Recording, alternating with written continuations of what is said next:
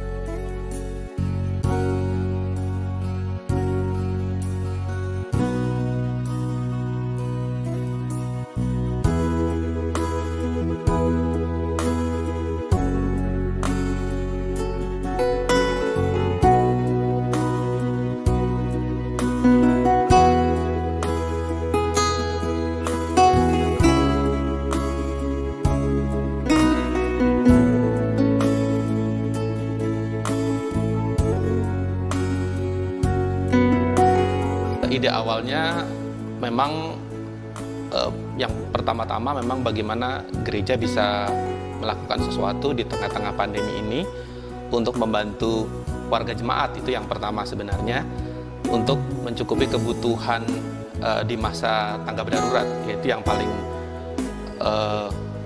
paling penting kan hand sanitizer dan juga masker. Nah, yang pertama ide ini datang dari dua warga jemaat kami, yaitu Ibu Sundari dan Ibu Ami. Ibu Sundari adalah tenaga kesehatan, kebetulan memiliki kemampuan untuk meracik hand sanitizer. Untuk masker juga, karena Bu Ami juga punya teman-teman yang adalah para atau pekerja dari satu pabrik boneka di Bekasi yang mereka dirumahkan, jadi mereka sudah ahli dalam menjahit, sehingga mereka bisa mengerjakan produk-produk masker.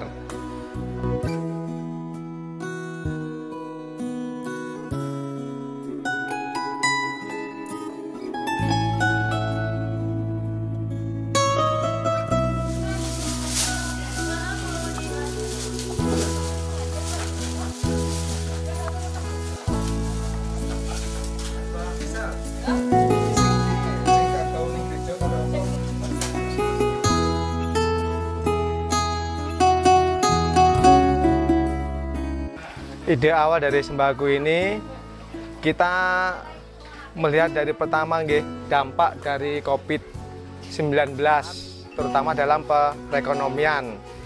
Akhirnya kami tim bantu saudara kita untuk menolong di dalam dampak COVID-19 ini dengan sembako. Ada jemaat kita yang terdampak, yang terkena PHK, dirumahkan, bahkan usaha yang kena COVID. Kita berawal dana ini pertama dari penjualan masker. Itu dari masker, akhirnya 1.000 itu kita sisihkan untuk kita membeli sembako ini. Dan yang kedua di bidang PEJ.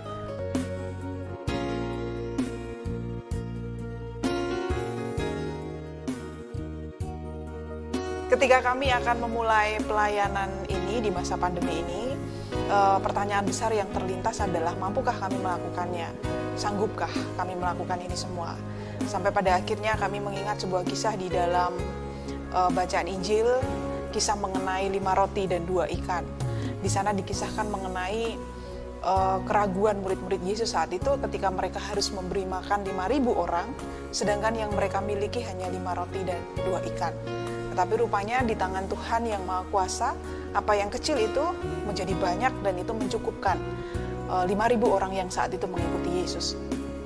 Dan kami mencoba untuk menanamkan iman yang sama, keyakinan yang sama, sehingga ketika tadi kami masih bergerak di dalam ranah pengadaan hand sanitizer, masker, dan juga melakukan desinfektan ke lingkungan gereja, kami mulai bergerak lagi untuk bagaimana kita mampu untuk menghidupi jemaat lain di GKJ Bekasi Timur, sehingga ada kegiatan-kegiatan lain yang kemudian juga kami kerjakan.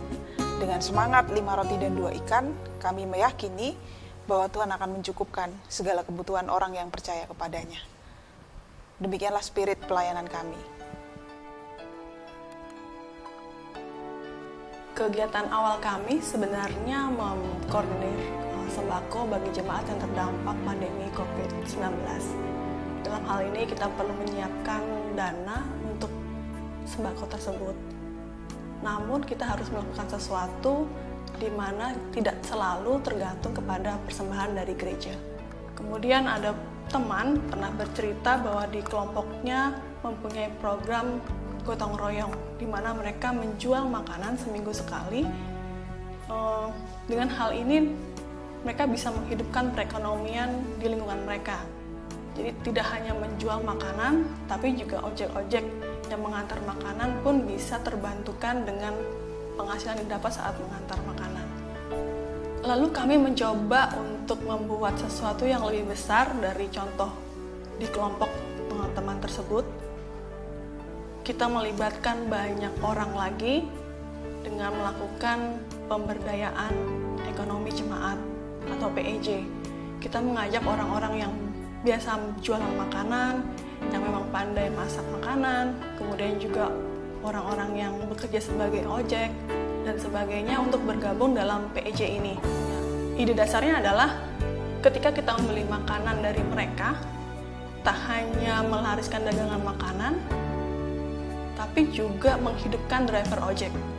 Kemudian juga Rp1.000 dari hasil pembelian makanan tersebut itu bisa didonasikan sebagai persembahan untuk membeli sembako. Sangat besar. Wah, sangat besar sekali, Mas. Ada masukan sama sekali itu yang sangat kerasa gitu. Benar, sangat membantu. Benar-benar membantu perekonomian keluarga dah. Harapan kami, PJ Makanan ini berjalan terus, jadi juga lebih banyak jemaat yang terberkati. Kami berharap ada lebih banyak warga jemaat yang mau terlibat dalam kegiatan ini. Yang kedua, kami berharap sebenarnya bahwa gereja-gereja lain atau jemaat-jemaat lain juga bisa melakukan hal yang sama. Nggak boleh lanjut lah. Kalau bisa lanjut.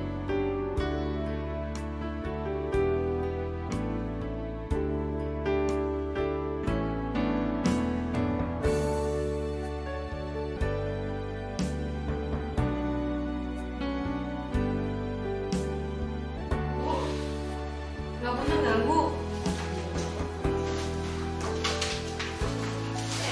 Apa nih? Nyanyinya.